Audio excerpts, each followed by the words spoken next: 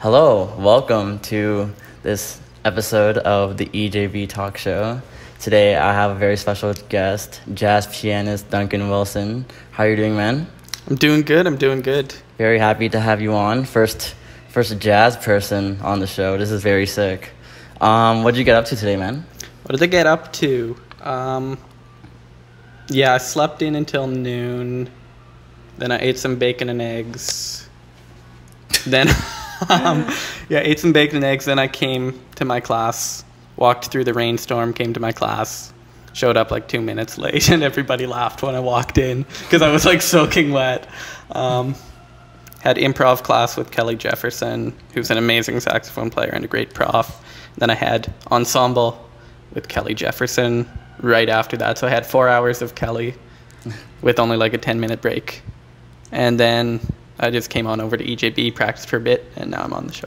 You practice here a lot, like... I don't practice here a lot. I'm here for reasons. But okay, yeah. But how do you feel about like practicing here compared to Wellesley? I know there are some very big, obvious points, but just from your end, like... Yeah, I come here more like on the weekends or during the breaks because you can like get a grand piano, and the grands here I like better than Wellesley. Okay.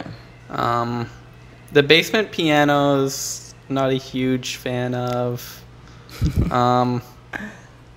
But sometimes it's like all that's available during the day. Right. You can usually find like one down there. Right.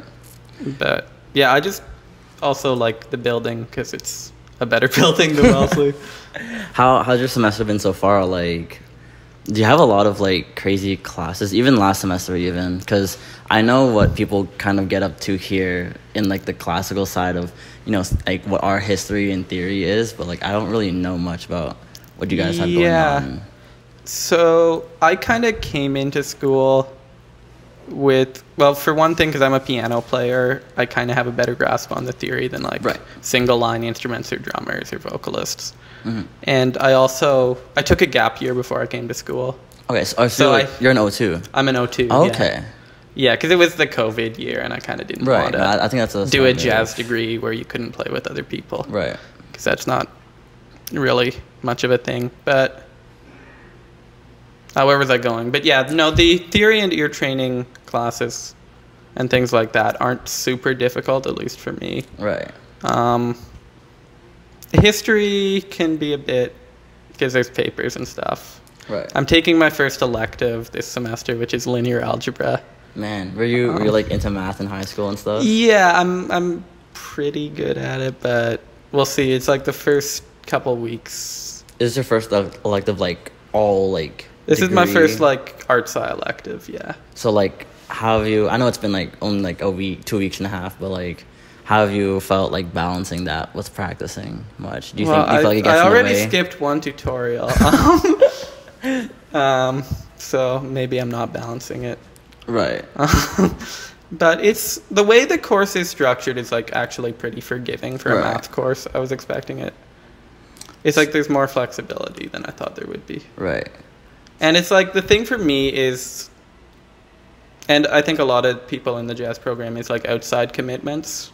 Right. Like extra gigs and all that. Yeah, because I don't know, in order to be getting like a proper like jazz education, you kind of need to be out playing and getting experience. It's a lot less kind of like institutionalized than like on the academia side. Yeah. But this school kind of makes us do a lot of that. Like how do you feel about that normally? Yeah, I mean, the academics almost like haven't been my main focus since I came here. Right. It was just like U of T was just kind of a gateway into like the jazz scene in general in Toronto, and a way to meet a bunch of musicians. So you say it is like very valuable to pursue a jazz degree here. Yeah, right. I'd say it's very valuable. Just because you're in an environment surrounded by some really good musicians, and you're just in a city has what I think is the best jazz scene in Canada. Right. Especially a lot of talented young musicians. So. Nice. Yeah. I wanna ask you what would be like your earliest musical memory like first time music has impacted you? It doesn't have to do with you like touching the piano or anything, or it might be, but like generally the first time you were just like, hey, this is like cool and it's like music thing. Okay. So yeah, I started playing the piano like from day one because my mom's a piano teacher. How old were you when you started? I don't remember. Like wow, like so So young. that's yeah. I wasn't very good at it. But kind of my moment came. I had started getting a bit into jazz. I was about 11 years old. It was like 2014. Did So I you would've start been with 11. like classical? A bit? I didn't really start with anything. I learned where the notes were. I learned some Right. basic piano technique, and then I just kind of messed around. Is your mom a jazz pianist? No, as not well? at all. No, Not at all. She did like a music ed degree at McGill. Interesting. And Okay. like, Is she like a some- teacher now? I don't know if she's not still teaching. She Okay. stopped teaching piano a while ago, but she's still like a musician. Yeah. I don't know, where was I going with this? But yeah, my first like jazz moment came when I was about 11 years old. Right. I went to this, I had started getting a bit into checking out some jazz records and trying to play a bit on the piano. And I went to this show at the local cafe in Orillia, which is my hometown, smallish town in Ontario. And it was my parents' real estate agent was playing the piano with like his trio. Interesting. He was like a jazz pianist. And then my dad... like jazz pianist on the side from Yeah, from being being like a real agent. estate agent. I think he's like retired from the real estate thing now. But Okay. he does gigs now and then at like the local restaurants and cafes. Nice. And my dad was like, yo, my son is learning some jazz on the piano. Mm-hmm. And this guy's like, yo, cool, come sit in with the band. Really? And At 11? so yeah, I was 11. I came up, I played a tune. It did not sound very good. I still have the video somewhere. That's sick. That's sick that you have the video. But no, as I was doing that, I was like, yo, this is so sick. I'm playing with these two musicians I've never met before. And we're actually like kind of making music together. And like the people in the cafe loved it because it's, you know, this little kid that gets up and plays and is Right. so cute and everybody loved it. So from then on, I was just like, okay, I'm just going to start working away at this. and from there, were you just like, you started to like take lessons and stuff like that? I Or- never really had jazz lessons. Really? So I had like, at the time I auditioned and got into U of T for the jazz program, I had 3 jazz lessons from 3 different teachers. Okay. And I hadn't really like practiced the material from like the first 2. And those were just kind of leading into your audition, kind of. Yeah, thing, I right? just kind of, no, one of them was like way back, and the other 2, yeah, were kind of leading into my audition. Right. But yeah, I just kind of figured it out on my own. So where did you say that like your like growth in your musicianship kind of was like stepping up and like growing from when you were you know playing at 11 and that random bar like Yeah. I don't know, it was like I talked to a lot of the other people in the jazz program, and the common thing is they get into jazz in like a high school band. right And it's like, and then I started realizing when I was talking to all these people, it's damn, I kind of had to wait started earlier than like Right. everybody I know Right. who like plays jazz in the city. But it's like I just kind of worked really slowly. right and So- just like was it like a matter of just like you really enjoyed just doing it so you just Yeah. kept doing it That's kind of still like my mindset about music is I just like Right. really enjoy it. So Right. I do it, I spend like more time with it now just because it's like there's fewer distractions. That's awesome. And And like, it's like- I don't know, that could sound silly if someone's like watching this and they're not like remotely like in a music school, but like there are people here who don't like music right now. You know what I mean? no. They kind of lost it. And so that's really nice that that's kind of your where you're at right now with Yeah. it. That's really sick, man. Yeah, it's like kind of my philosophy is if I don't feel like practicing, I just don't. Right. And those times are rare. I feel like for jazz, it's a bit easier to have that mentality. Yeah, I kind of 'cause think so too. You don't have a teacher being like, yo, learn these 4 pieces Like, have this for me. month or whatever. I don't know that much about what the classical okay. musicians do, but I feel like it's a lot less strict about what you do. Right. So where was the point when you were just like, I want to go do like post-secondary, like post-high school studies in like music? Like, did you know that like super early? Or Ooh, I think I like I remember this like one discussion with my parents where they were like, yo, you should like start thinking about like what you want to do after. Was this like what, grade 10 or something? Grade 11 or something. Okay. I don't exactly remember, and I was just like, I could do jazz piano. Just because I like couldn't think of anything else that I was into. And then I was like, yo, I could do jazz piano. Were they supportive? Oh, they were super, because my mom's a musician, Right. and my grandpa on my dad's side was also a musician. Really? So, yeah. That's very nice. So yeah. So were you like good at other subjects in high school though, or like I was. you kind of got by? Yeah, I'm pretty good Right. at like academic stuff, I guess. I don't know, that sounds kind of not very humble, but No, it's like especially if you're in a music school now, like being good in like English class kind of just like doesn't matter. I don't really like writing papers and such. Right. And that's something I've struggled with, but Right. yeah, I'm getting by. Right. Yeah. So, like your first year here, last year, our first year there. Yeah. But like, how would you describe that experience for you? Man, the big thing was like small town to big city for Right. me. I mean, Aurelia isn't a small town. There's 30,000 people. Right. So it's like a medium-sized town, I guess. It's got kind of small town energy. How many hours out from here? If you drive, it's like an hour 45. So it's not Okay, too not far. too- yeah. Because it's like I'd been to Toronto, but never lived in a larger city. Right. So that was, and then it's just like all of a sudden, okay, I lived in res in first year. Right. Was there much of like, okay, yeah, probably not. There wasn't like a jazz scene in your like city, but like Yeah, it was just like that guy with his trio. Well, was there like a way that you got by playing in a collaborative sense with other people in that city at all? Or was your kind of biggest experience collaboratively was like in university? What was that? Yeah, I mean, there were a couple people that I played with where I could like jam and interact, and they like knew how to do that. And I think one of them is still at Humber now, the bass player I played with. And it's kind of a funny thing because I'm actually the third pianist in like the last 10 years to come to U of T for jazz from Aurelia. From just the city? Yeah, there's 3 piano players who all did jazz who are from Aurelia. Interesting. One of them taught me a bit, like, after I got into U of T. Huh. But I don't know why Aurelia produces pianists like that, because there's, like, they aren't really around Aurelia much, so I didn't know them growing up. But, no. So back to your first year here, like, how did you enjoy, like, playing with, like, all these other, like, passionate musicians? Yeah, it was... I just, like, jumped right into it. Right. I just was like... Okay, I'm just here to play. Right. And I, because there's a lot of public jam sessions, like just at bars and such around the city. So I just like went to as many of those as I could make time for.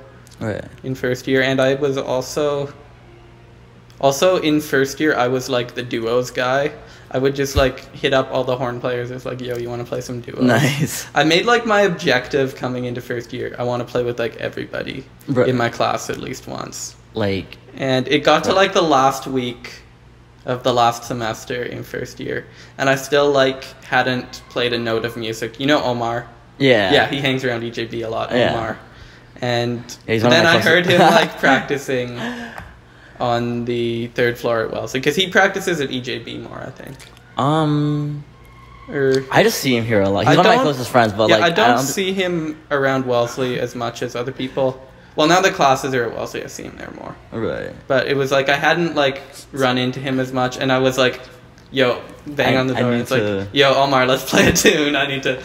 That's awesome. And we played a couple tunes, and that was fun. So yeah.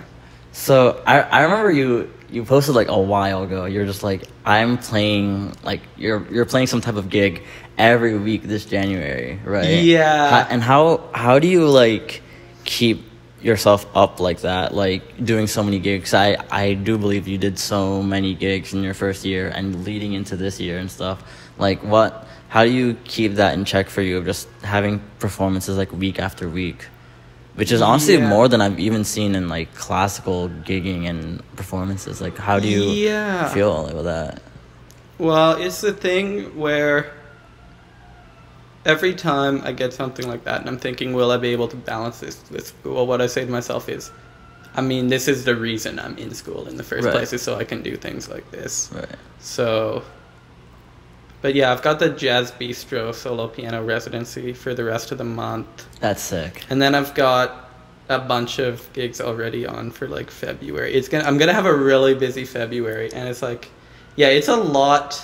But you're like, to do think you about. like equally feel like you're excited for it, kind of thing? Yeah, and the thing is about jazz gigs, less than like classical performances, is there's a lot of them where you don't actually like need to practice specifically for the Right. gig, because you're playing a lot of material that you've played. All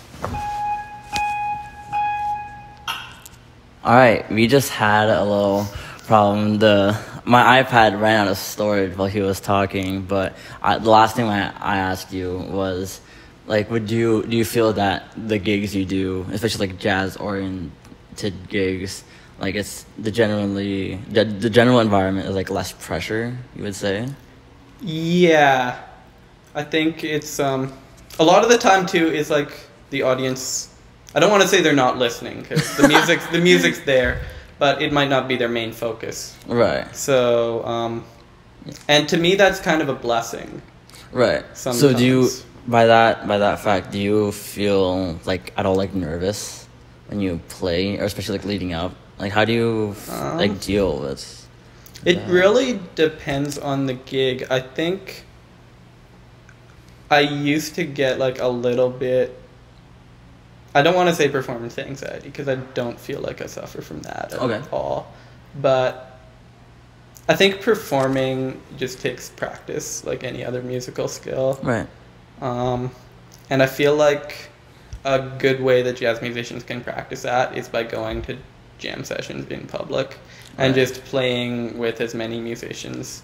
Because honestly, if you go to a jam session where it's all filled with musicians, that's the most pressure that's ever going to be on you. Right. Because it's like your peers listening to you, you know? Right.